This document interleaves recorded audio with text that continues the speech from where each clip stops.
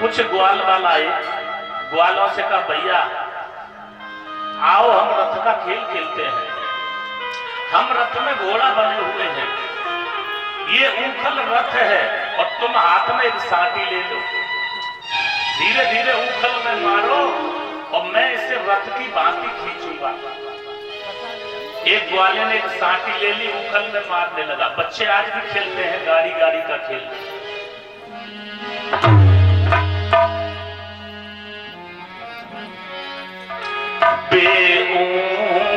करके लौट चले, ऊखल पीछे से लुढ़क गए।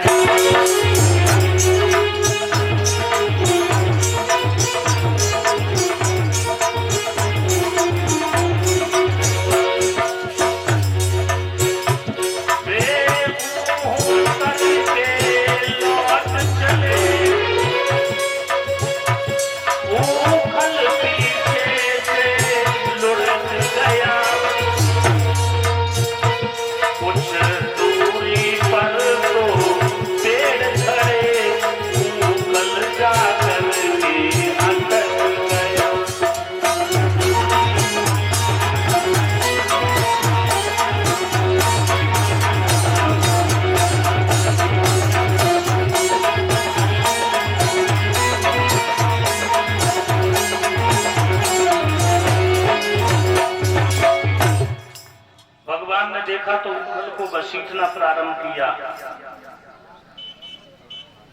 कुछ दूरी पर दो वृक्ष खड़े थे जिनके नाम थे यमलार्जुन।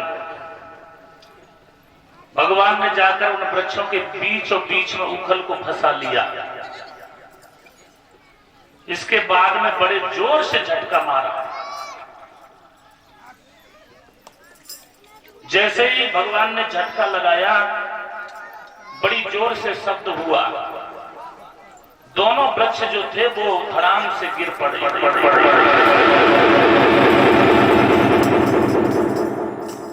जिनमें से दो वीर पुरुष प्रकट हुए, जिनके नाम ग्रंथों ने नलकूबर मणिग्रीव बताए। ये दोनों कुबेर के बेटे थे, दोनों शिव के वरदानी थे, दोनों धनवान थे, कैलाश पर्वत पर रहते थे, दोनों अभिमानी हो गए थे। एक दिन मदिरा पी करके वहीं तालाब में विहार करने लगे। नारियों ने नारद को आते देखा तो उन्होंने अपने शरीर को ढक लिया, लेकिन इन दुराचारियों ने नारद की भी कोई परवाह नहीं की। इसलिए देवर्षि नारद ने कहा, तुम बड़े गर्वीले हो, अहंकारी हो, मैं तुम्हें श्राप देता हूं कि तुम यमलार्जुन के वृक्ष हो जाओ, क्योंकि तुम्हारी बुद्धि जड़ हो गई है, जड़ वृक्ष की तरह। दोनों ने आज भगवान कृष्ण के चरणों में गिर पड़े। उधर देवर्षि नारद जी से गिन्या करके कहा, मुझे श्राप दिया है, तो मुक्ति का भी तो कारण बताओ।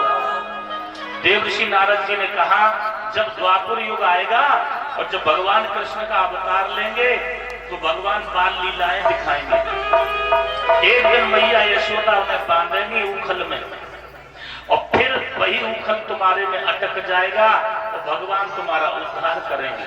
तब तक तुम वृक्ष बने खड़े रहो। दोनों का अभिमान चूर चूर हो गया, भगवान के चरणों में गिर पड़े और दोनों वहां से प्रणाम करके चले गए। इस प्रकार से भगवान नित्य नई लीला दिखाते हैं। बाबा नंद ने कहा, भैया जब से हमारे यहाँ इस कान्हा ने अवतार लिया है, ये कंस हमें चैन से नहीं रहने देता। एक नई आपत्ति रोज आती है, इसलिए हम क्या करें। जीव की तरह हम लोग यहाँ उन खन मंडल में रहते हैं। अपनी विपत्ति का संकट हम अपनों से नहीं कहेंगे तो किससे कहेंगे। आजादी और शांति का रास्ता एकता मात्र पर निर्भर करता है, और जो अपने घर को बांध लेता है उसे बाहर का डर नहीं रहता है। इस गांव के छोड़ने के सिवाय बताओ कोई और उपाय है। इसलिए ये हे पंचों, अब तुम ही लोग ये पंचायत करो, बताओ सरपंचों क्या राय है। सबकी सलाह थी हम लोग सुख देखें और गोकुल में न रह के हम वृंदावन बनाएं। आखिर में वही किया गया। पहले ये वृंदावन वन था, वन, पर वह उपवन से सुंदर था। वह सुरुचि सुहावन, शांति सदन, मन भावन और मनोहर था। वन का कुछ भाग काट करके विस्तार से वन बाग लगाई गई। सीधे सीधे स्वच्छ रुचि से सुंदर सदन बनाई गई, गौशालाएं बनाई गई, देवालों पर दिव्यता थी, गोपों की उन चौपालों पर सुर समाधि निछावर हो जाती थी। वृंदावन में रह करके भगवान श्याम नई लीलाएं करने लगे। एक दिन मैया से बोले, मैया जितने ग्वाल वाल हैं सब गौचारण के लिए चले जाते हैं और मैं अकेला यहाँ रह जाता हूँ, इसलिए मैया मैं क्या करूं, मुझे भी कुछ बताओ। बाल्यावस्था में बालक कुछ भी कर सकता है। एक दिन भगवान चंद्रमा के लिए मचल गए। भगवान कहने लगे, मैया मैं तो चंद्र खिलौना ले हूं, मैया मैं तो चंद्र खिलौना ले हूं। मैया यशोदा कहने लगी, बेटा ये खिलौना नहीं है जो हम तुम्हें तोड़ के दे रहे हैं, लेकिन बाल हट, राज हट और त्रिया हट, बालक हट कर जाए तो बहलाना तो पड़ेगा ही। उसी समय हट करने लगी तो मैया कहने लगी, मैं तुम्हें कैसे समझाऊं कन्हैया,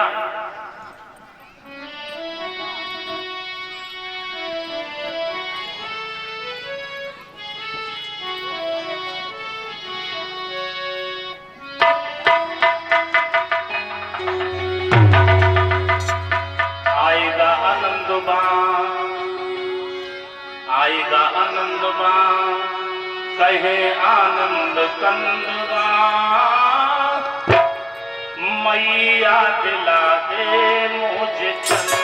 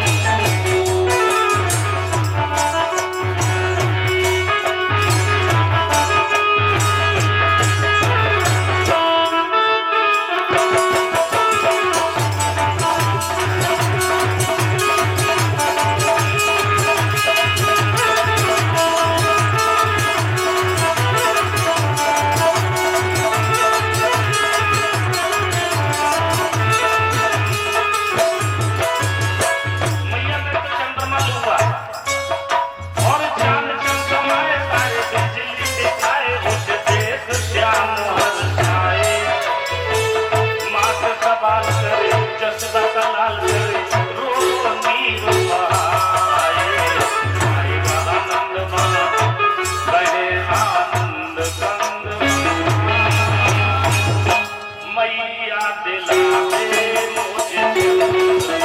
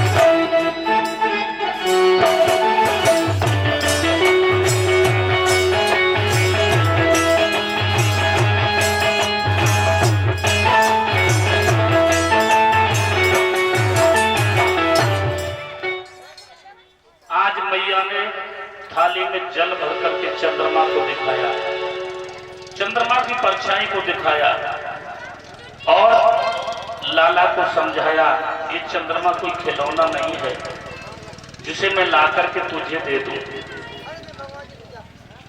आखिर में भगवान ने जब देखा तो भगवान नित्य नई लीलाएं करते हैं।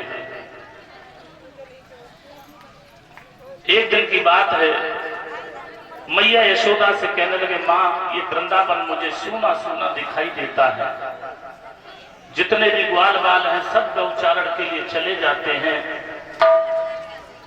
मैं अकेला रह जाता हूं, इसलिए मैया मैं क्या करूं। मैया यशोदा कहने लगी, बेटा अपने यहाँ इतने नौकर ही हैं, तुम्हें गौचारण करने की कोई आवश्यकता नहीं है। भगवान कृष्ण कहने लगे, मैया तुझे मालूम नहीं है, ये नौकर तो नौकर होते हैं, ठीक से काम नहीं करते। मैं जाकर के ये देखूंगा ये गाय बछड़ों को समय समय से घास और पानी देते भी हैं या नहीं। ये देखो मैया अपने बछड़े कितने दुर्बल हो गए हैं, कितने कमजोर हो गए हैं। आखिर में मैया ने जब सुना तो मैया भगवान कन्हैया की बातों में आ गई। उसी समय मैया ने कहा, ठीक है कन्हैया, मैं तुझे जाने की आज्ञा तो नहीं देना चाहती हूँ, लेकिन तू कह रहा है तो मैं तुझे भेज रही हूँ। आज मैया ने एक पोटली में माखन और मिश्री बांध दिया।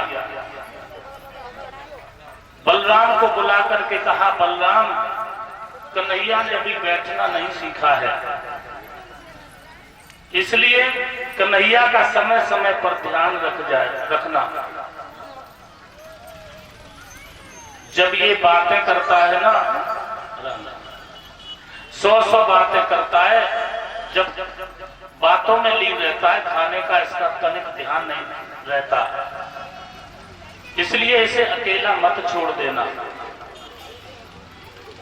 इसे बीच में कर लेना, तुम आगे हो जाना, कन्हैया को बीच में कर लेना, ग्वाल बाल पीछे हो जाना। बलदाऊ बोले मैया सारे जग का भार न डाल, जो जग का आधार है उसका कौन ख्याल रख सकता है, जो जग को राह बताता है उसको भला कौन क्या सिखा सकता है। बल्कि मैया आज जितनी भी ग्वाल टोली है सब कन्हैया के बलबूते पे जा रही है, कन्हैया किसी के बलबूते नहीं है, पूरे संसार को चलाने वाला है ये। बछड़ों का तो बहाना है, तुम्हें पता नहीं है तो लीलाएं दिखाना है।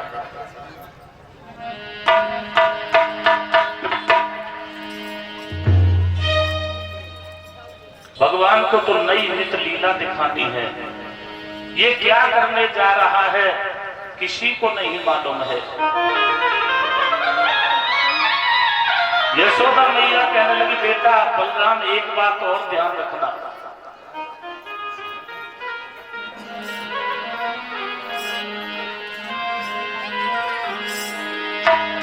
यमुना तट पर काली देह पर भूल कर न धोखा खा जाना।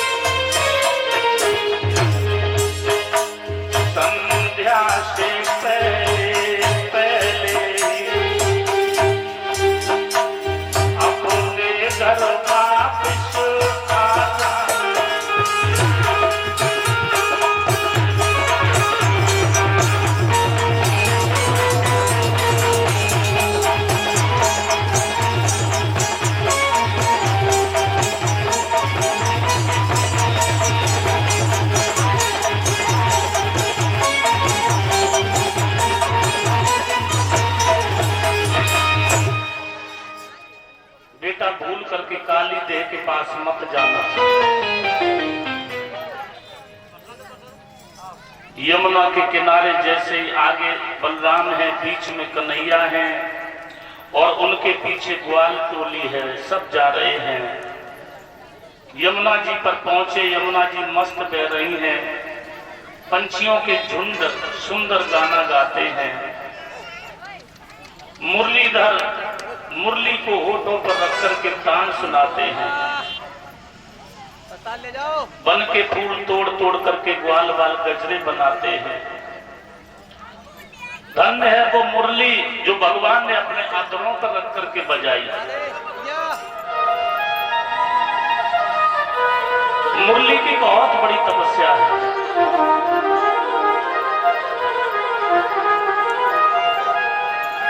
किसी कवि ने लिखा है पहले निज वंश से भिन्न हुई, खरधार से काट गिराई गई, टुकड़े टुकड़े तन के करके फिर अग्नि की ताप तपाई गई। कई छेद किए गए हैं दिल में, एक छेद किया गया है तन में, मुंह काटा गया जब छुरियों से, तब बांस की बांसुरी गाई गई। इस मुरली की बहुत बड़ी तपस्या है। पहले अपने वंश से भिन्न होती हैं, फिर अग्नि में बांस को तपाया जाता है। तपाने के बाद में उनके शरीर में छेद किए। मुरली में कितने स्वर होते हैं छेद कोई जानता है? बांसुरी में कितने स्वर होते हैं? 6 स्वर होते हैं।